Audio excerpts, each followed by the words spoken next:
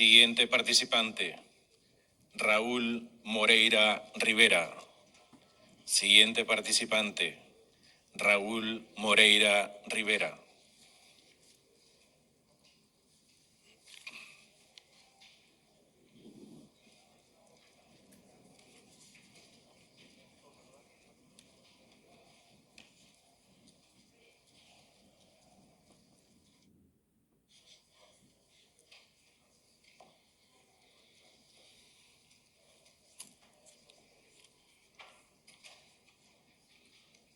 Muy buenos días. Soy Raúl Moreira Rivera, profesor titular de la Facultad de Economía de la Universidad de Panamá, en Colón, y expresidente del Colegio Nacional de Economistas de Panamá. Cuando se dio la negociación del Tratado del Canal de Panamá, el general Torrijos se comprometió a no firmar ningún tratado que no fuera discutido primero en la Universidad de Panamá. Durante la intensa discusión en el Paraninfo universitario, un estudiante le gritó a Rómulo Escobar Betancourt, que el paz descanse: Rómulo, tú vendiste la patria. Y Rómulo le respondió: pues prefiero venderla antes que regalarla. Con relación al anterior Tratado del Canal, siempre se reclamó que este era un tratado que ningún panameño ni firmó ni negoció. Sin embargo, viendo el proyecto de contrato minero presentado para aprobación de la Asamblea Nacional, debo decir que siento vergüenza que este contrato, que más bien por su cobertura pareciera un tratado y que sí fue negociado por panameños, se constituya en un vulgar regalo de la patria.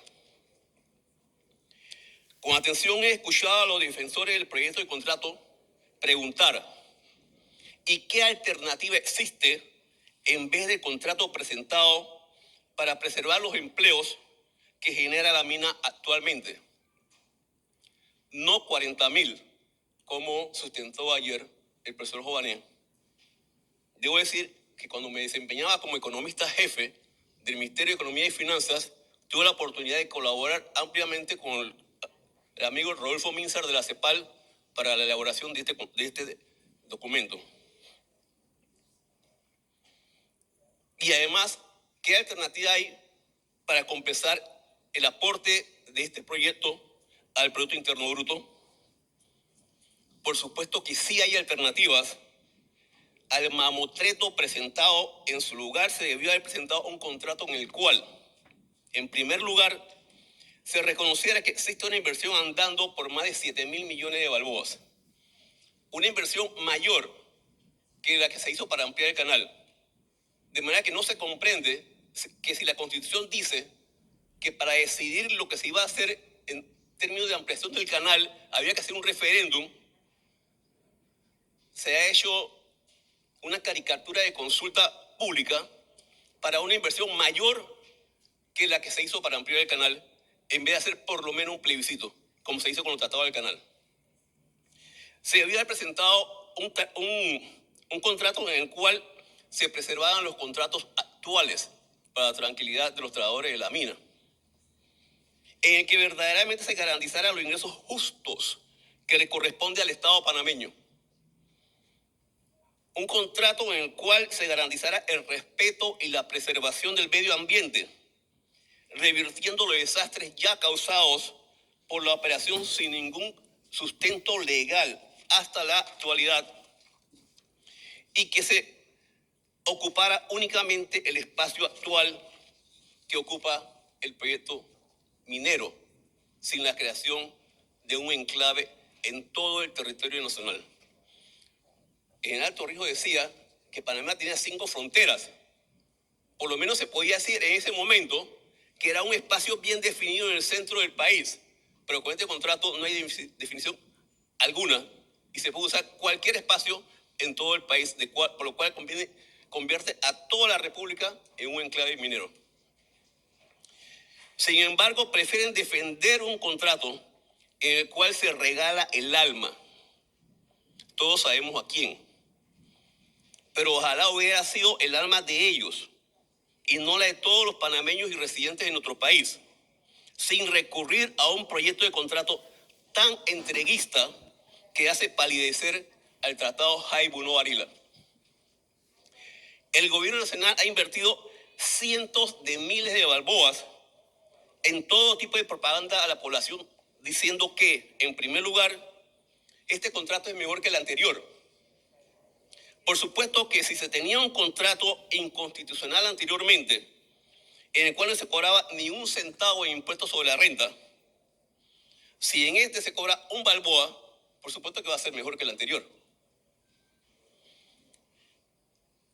Esto no se debió haber invertido tanto dinero de los contribuyentes para decir algo que es tan evidente.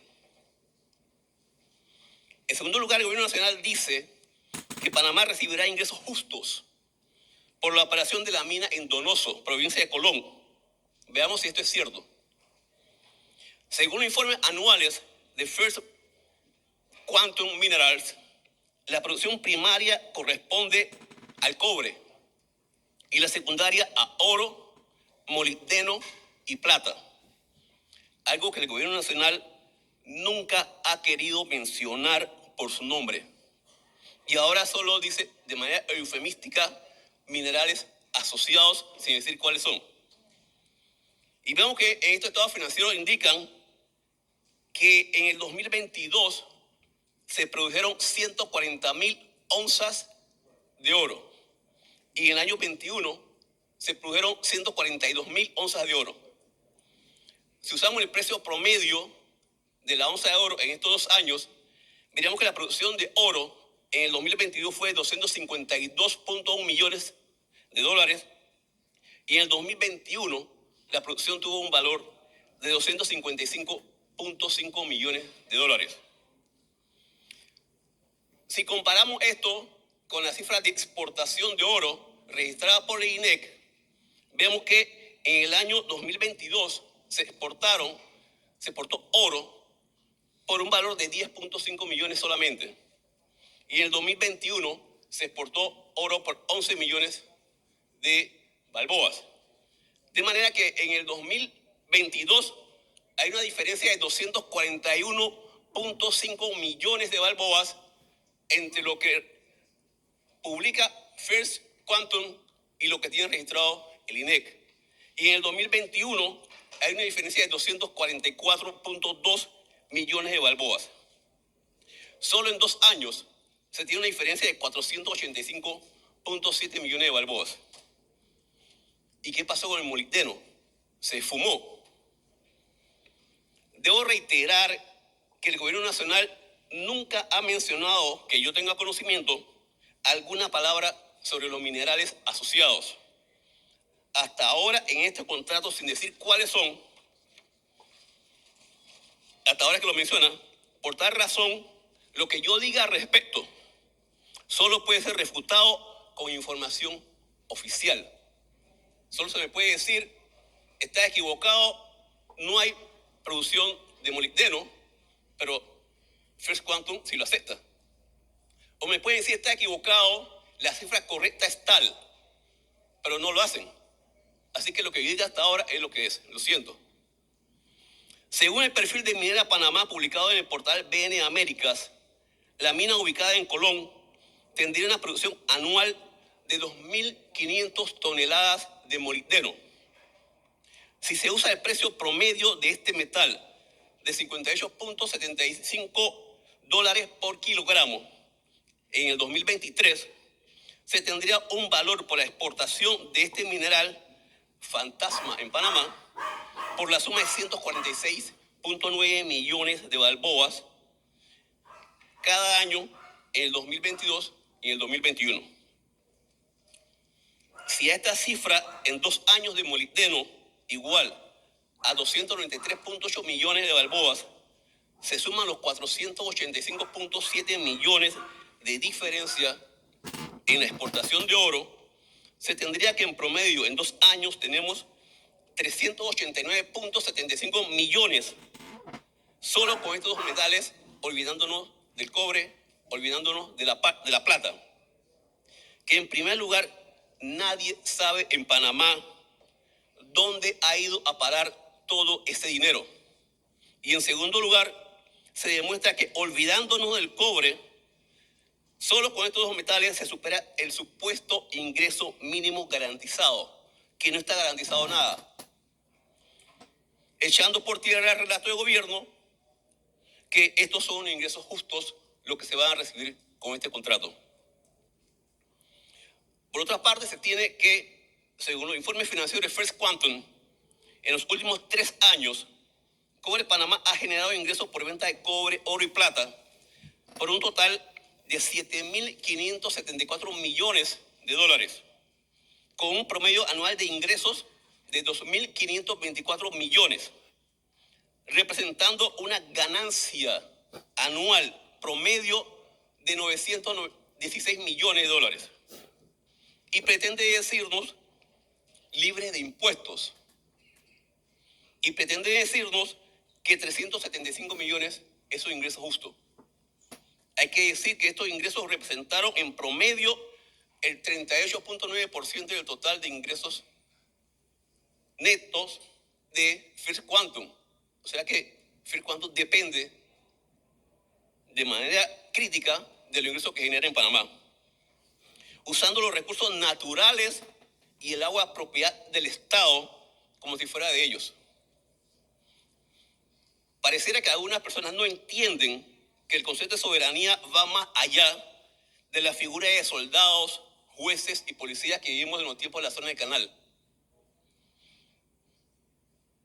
No entiende que soberanía implica que ninguna empresa nos puede decir en qué se pueden utilizar los recursos generados con la explotación de nuestros recursos naturales. Soberanía implica que ninguna empresa puede pedir que se restrinja nuestro espacio aéreo sobre pretexto de razones de seguridad cuando hay voladuras, cuando todos sabemos que lo que se quiere es que no se pueda registrar el daño ambiental que se está generando.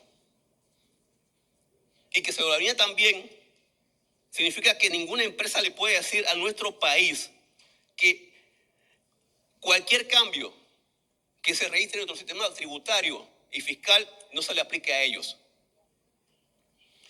Es absurdo escuchar a los representantes de la empresa privada defender un contrato a través del cual se le otorga a la minera la potestad de solicitar la expropiación de terrenos privados.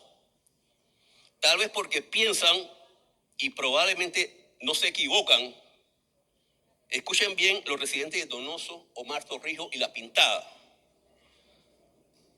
La Pintada que el diputado del área está contento porque se le incluyó en el fideicomiso.